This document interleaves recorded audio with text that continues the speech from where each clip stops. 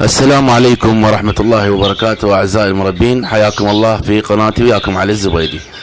اخوان، اليوم موضوع حلقتنا بخصوص التشحيم.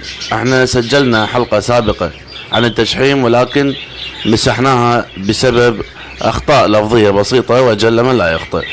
اخواني، بطبيعة الحال مثل ما تعرفون التشحيم يعني يصيب اغلب المربين اصحاب الخانات الصغيرة او اصحاب التربية الفردية، والاسباب مثلا هي انه الخانة صغيرة، الطير لا يستطيع الطيران وحرق الدهون، مأكليات الدخن او الفلارس اللي هو الكتان ممتلئة ما بها قياس محدد، تقديم البيض المسلوق بكثرة وبدون انتظام، تقديم الباتية وجميع الاكلات والاغذية التي تحتوي على سعرات حرارية.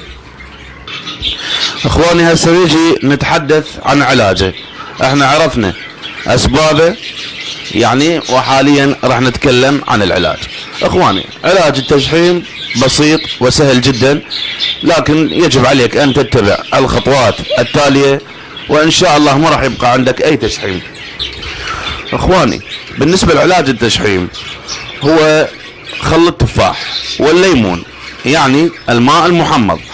مثلا لديكم مشربية قياسها 100 مل، اذا كان لديكم ليمون ولا يتوفر خل التفاح ف8 نقاط او 8 قطرات من الليمون كافية بالنسبة لمشربية 100 المل. اما اذا كان يوجد لديكم خل التفاح فنصف ملعقة طعام في المشربية، نصف ملعقة طعام في مشربية 100 مل. اما بالنسبة للاغذية يا اخواني، غذاء الرئيسي للباجي هو الدخن، لكن المشحم شلون راح يصير قياس الطعام ماله او الغذاء؟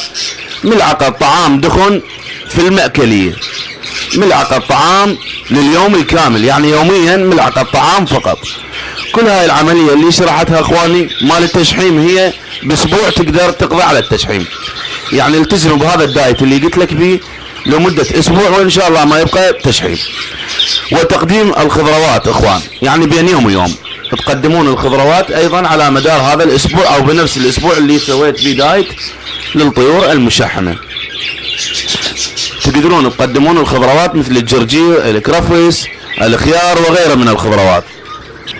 اخواني، والطريقة الثالثة ايضا سهلة جدا. اذا كانت لديكم غرفة فارغة لم تستخدموها، او مثلا مخزن فارغ، غرفة كبيرة اخوان عفوا، هذه الغرفة الفارغة ستنفعكم بقضية انه تلزم الطير المشحم وتطلق بهاي الغرفة، يعني يبدأ الطير يطير من الجهة اليمنى الى الجهة اليسرى وهكذا، تعتبره غرفة مطيار يعني يوميا لمدة 5 دقائق الى 10 دقائق، ومثل ما قلنا اسبوع. هذا الدايت والعملية اللي حكيت عنها والغذاء والماء المحمض كله لمدة اسبوع ان شاء الله، وسيزول التشحيم، وان شاء الله نتمنى الشفاء لطيورنا ولطيوركم ولكل اخوتنا المربين.